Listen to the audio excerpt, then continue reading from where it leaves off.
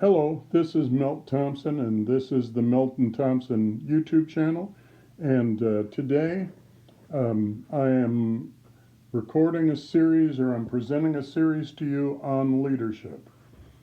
This is the second in this series of videos where I talk about leadership, and hopefully the principles that I share with you, the stories that I share with you, the examples that I share with you will help you to be a more effective leader. In the first video, I talked about the fact that leadership is leading. It's not something that you take on lightly. It's not something that you just decide to do. From the time that I was young, a teenager, I could tell that if if I sat in a meeting or whatever and began to speak or began to share something, that there was just a natural thing where people would turn to me and listen to me. It wasn't ego driven. It wasn't anything that I worked up. It was just there. I have a dear friend, George Chardukian. George has been a friend of mine since elementary school. And he mentioned to me when we were playing golf, he said, I will never forget the speech that you gave in junior high when you were running to be either the president or the vice president of the student congress. And, we're talking about 50 years later. And I couldn't even remember, if I started with the word the or it or whatever. And George has said that to me, and he said it on more than one occasion. And I just shared that not because I was just spectacular. As a matter of fact, I was like Moses in the Old Testament, where Moses told God, slow of speech, and I had no confidence whatsoever, none. And yet, in the midst of all of that, I have a dear friend who can remember back to an example of leadership, of stepping out. I'll share with you, as a child, I had asthma and I had epilepsy, and didn't get involved in a lot of public things because I was very shy and withdrawn. And God was gracious enough that I got healed of asthma and got healed of epilepsy. And then had people like Mrs. Bissell, my music teacher at Washington Junior High, who just took me out of my shyness and, gave me solos and worked with me so that I was the lead in the junior high musical, brought me out of my shell. But she saw something in me. And if you're really called to leadership, what will happen is people will see something in you. Now, they'll also, if they're honest, they'll see your flaws and they'll see your failings and they'll see your weaknesses and other things. But those things don't discount the fact that God calls people to a level of leadership. And all of us have a level of leadership and a level of influence that God has determined that we would have in this life. So don't minimize where you've been placed, where you live, where you work. Don't despise the training ground that He's placed you in to develop you and to help impact the lives of other people. So, talked about a few things in the first video. I'm not going to review all of those things. I just want to pick up where I left off on the characteristics of effective leaders. They're self-evaluating. In other words, they're always looking at their own leadership and they're judging its effectiveness or ineffectiveness. They're not just evaluating the goals. Are we, if we have a strategic plan, are we moving forward in a logical, sequential way to fulfill that plan? No, their evaluation is more about them. It's, are they maximizing other people? Are they kind to other people? Do they value other people? So they're always doing that. They're seeing whether or not what they're doing is having the impact that they desire, on others. Because if they're not self-evaluating, what they're doing is they're so ego-driven that they just believe that everything that they're doing has to be successful, has to have an impact. And I've done a lot of things where, no, it didn't have an impact. Where I thought because I was leading that the organization was getting better, and really it wasn't. It was just me engaging in non effective behaviors and not seeking out others who would tell me honestly whether or not what I was doing was positively affecting them. And so you have to be self evaluating as a leader. And you have to be honest with yourself as a leader. You don't shy away from when you experience failure, you cannot shy away from it and double down or pretend that it's not failure. I failed. There again, as I said in the first video, there are things that if I could go back to districts I've led or churches that I've pastored, if I could redo some things differently, I would do them differently. One of my most favorite um, poems is by Rudyard Kipling, and the title is If. And one of the lines that always sticks with me is, if you can meet with triumph and disaster and treat those two impostors just the same. But the important thing is to realize not only to meet with triumph, but to acknowledge disaster, to acknowledge where you failed, and then to evaluate why you failed or why it was not as effective, and to be brutally honest with yourself, not to put up inner defense mechanisms that are so strong that even you can't get to the truth, that you are self-deceiving. Some leaders are self-deceiving because they're so fragile on the inside that they can't deal with the fact that they failed, and they're not willing to put in the work to change so that that does not get replicated over and over and over and over and over again. So you have to be self-evaluative. Um, they're correctable by others. One of the hardest things is to take correction from other people. And if you're the head of an organization or you're someone who has a title, generally, if you have a top-down mentality, you have trouble taking correction from people who are on the organization or in the church considered lower than you. And I put quotation marks because no one's lower than you, and you are not higher than anyone else.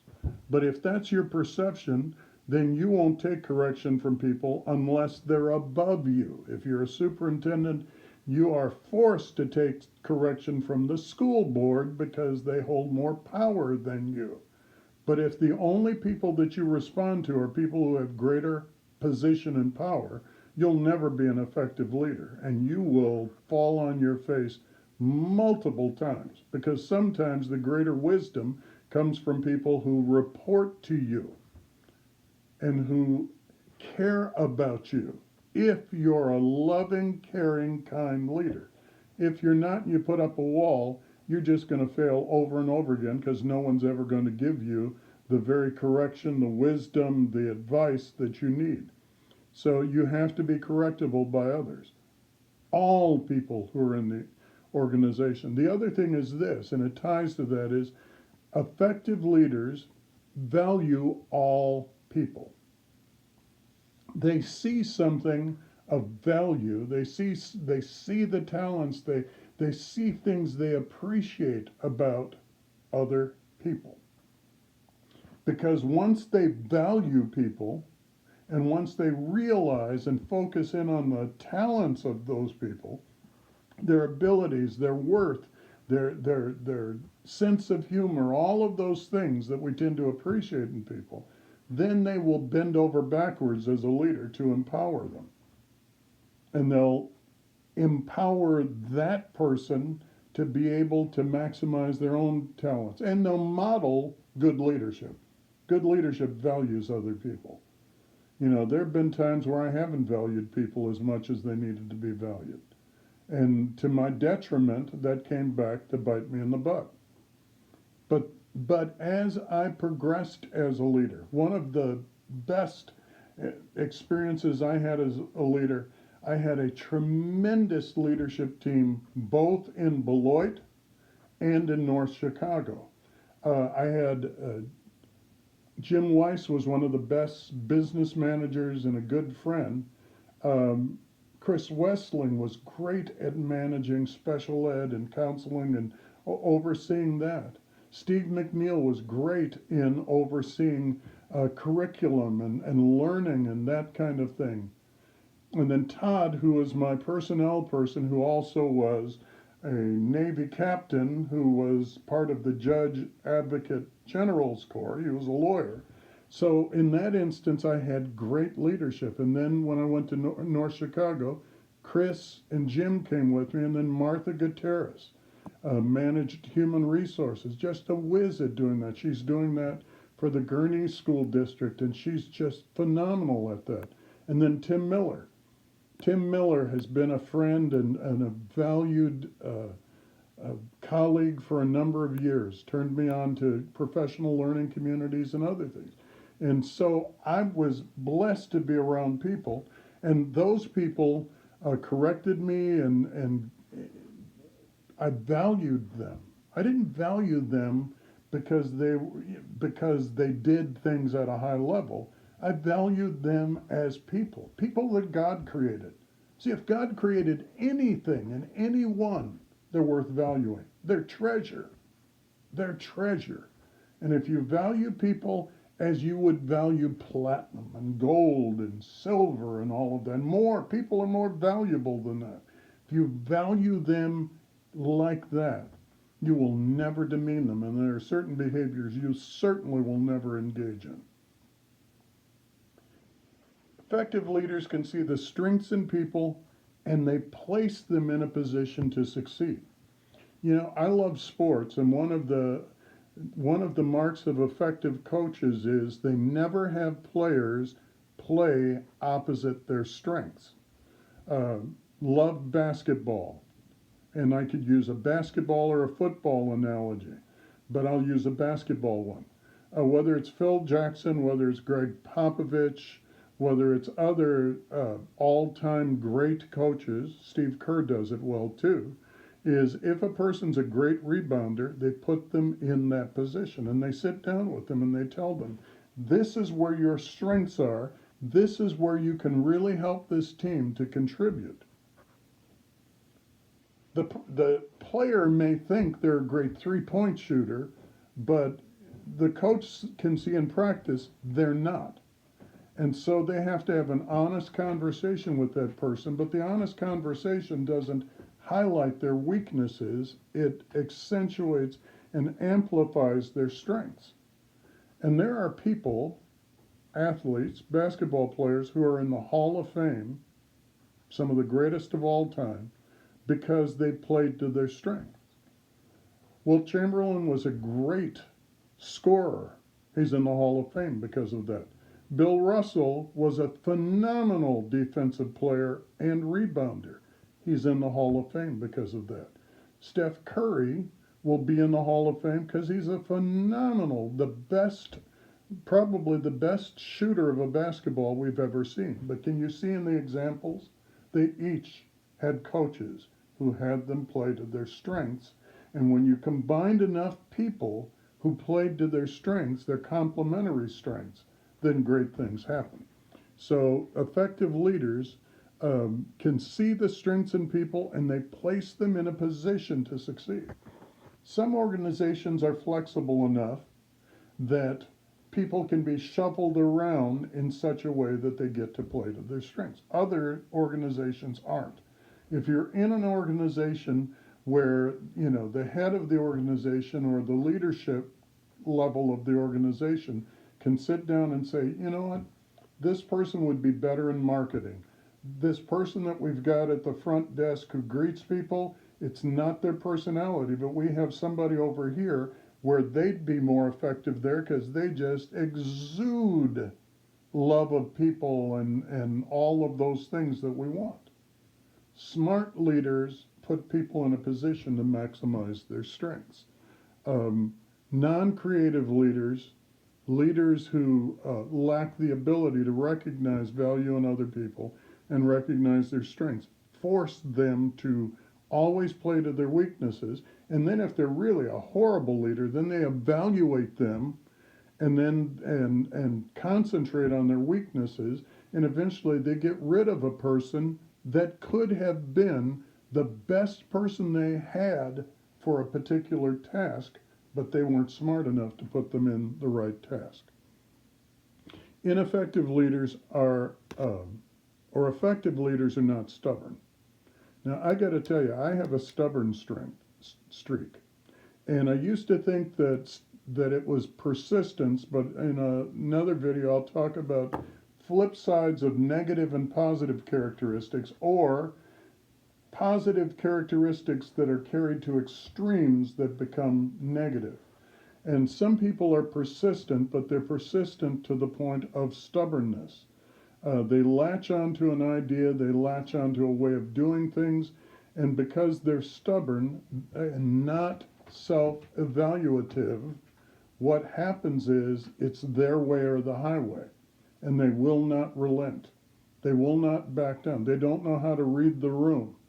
You know, the one thing that my wife taught me to do over the years is reading the room.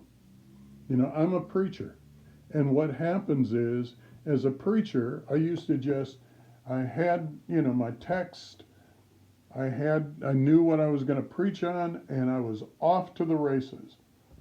And if you were falling asleep out of your chair, so what?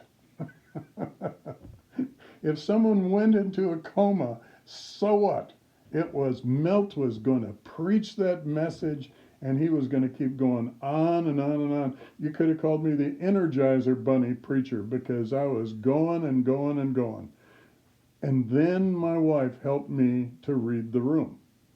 Reading the room meant reading the reaction of other people, reading whether they were engaged or not. And I started to learn to read the room. And I could tell after a while when I was preaching when the circuit breaker flipped in people, when they'd absorbed what I said, and that's as far as it was going to go. And it took a long, long while to do that. And I still have to do that. I still have to tell myself, you know, people are not just, you know, you're not a siren where people are just mesmerized by the words that come out of your mouth. So you learn to read the room. If you're stubborn, you never learn to read the room. If you're stubborn, you're sort of like the person that's so committed to going down the road that if there's a bridge out sign along the road, they are so goal focused, they are so persistent, they're going to keep driving even though there's a warning sign saying, "Fool, if you continue, you will die." The Bible's so full of examples of stubbornness that in later videos I'm sure I'll use them. But, you know, there are examples in recent history of stubbornness as well that I will refer to when I talk about positive and negative characteristics as being two sides of the same coin. As a result of that, good leaders can admit when they're wrong and they can change course.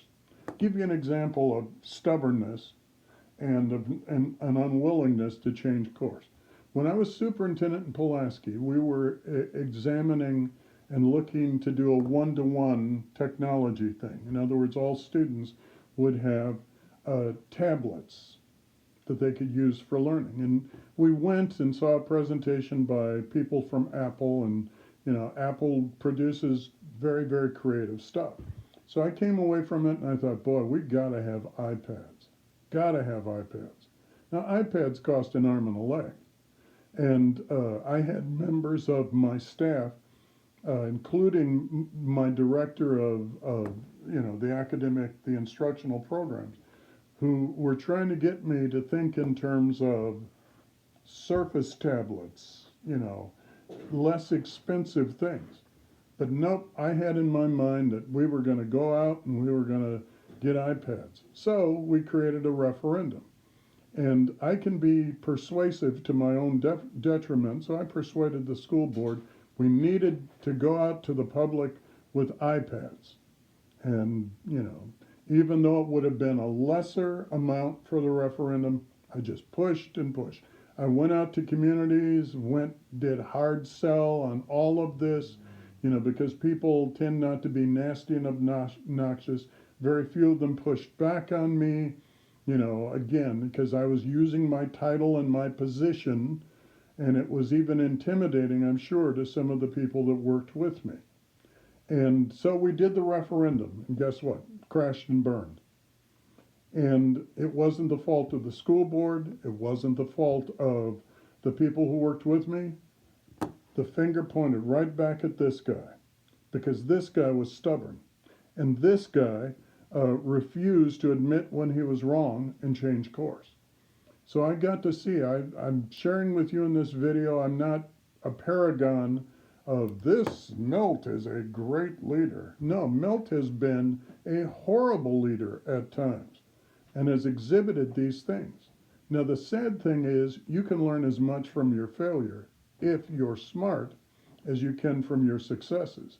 Sometimes if you string one success after another and it's based on faulty principles or faulty behavior on your part, you'll feel empowered to keep doing the same thing until it results in outstanding disaster.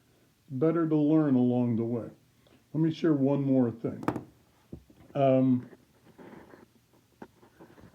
Effective leaders can see the destination of the journey, but they won't kill everybody on the way. Let me use an analogy.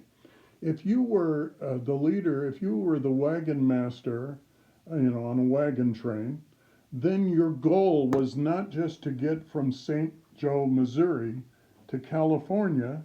If you left with 200 people, the goal was to get there with 200 people. Now, there were circumstances beyond your control, cholera, snake bite. Okay, so that was baked into the cake. But there were behaviors that you could exhibit as the wagon master that pretty much ensured that you were going to lose people along the way. Good leaders not only have in mind the destination, but they want everyone to get there to the destination. And when it comes to the pace of change, they will then regulate the pace of change and of movement so that everyone can get there. I've been a change agent in some circumstances where I came in like gangbusters and change was going to happen like that. And you know what? Because of that kind of leadership, I saw opposition that you wouldn't believe. I saw overt opposition, and then I saw the saboteurs that work behind the scenes, behind your back, to sabotage what you're trying to do. But it was my fault, because if you pace out change too quickly, of course people are resistant to it. If you can't sell people that the reality that you're leading them to and the future that you're trying to build is better than their current circumstances, of course there'll be some resistance and opposition, and I experienced some of that. The other example, along with the wagon master, that came to mind is this. A goal of a shepherd is to take a group of sheep, to lead them to the next pasture, and not to lose sheep along the way. If the sheep are owned by somebody else, and if most of the sheep die, the master of the sheep is not going to be pleased with the shepherd. I've seen in churches, I've seen pastors who pastor away and don't realize they're losing a lot of sheep along the way. Effective leaders can both read the room and they can see the destination, and they can craft the journey in such a way that the majority, if possible, all the people move along with them. Last thing that I'll share is this. When I used to take my family on vacations, it must have been horrible for them because first of all, I made them go to the bathroom before we left. I didn't put a lot of water in the car because I didn't want to stop I had four sons. Didn't want to stop for them to pee. If I was going from here to Springfield, Missouri or whatever, I wanted to brag about how few hours, I made it in 12 hours and I didn't stop at all except for gas once along the way. And so my family didn't enjoy the journey. It took me a long time to realize that stopping and looking at interesting things along the way, stopping and eating, getting out and stretching your legs, staying overnight even when you didn't have to, that those were the things that made the journey enjoyable. So, thick-headed as I am, it took a while, but I began to realize that that was analogous to being a leader. People that you lead have to enjoy the journey. It's otherwise known as morale. Okay, want to stop there. Talk about some other characteristics in the next video, please. If you find this helpful, subscribe to my channel. If you disagree or you agree or you've got insights that I could use, post them in comments. Be blessed. Have a wonderful day. Become a more effective leader in whatever venue God has placed you in. Goodbye.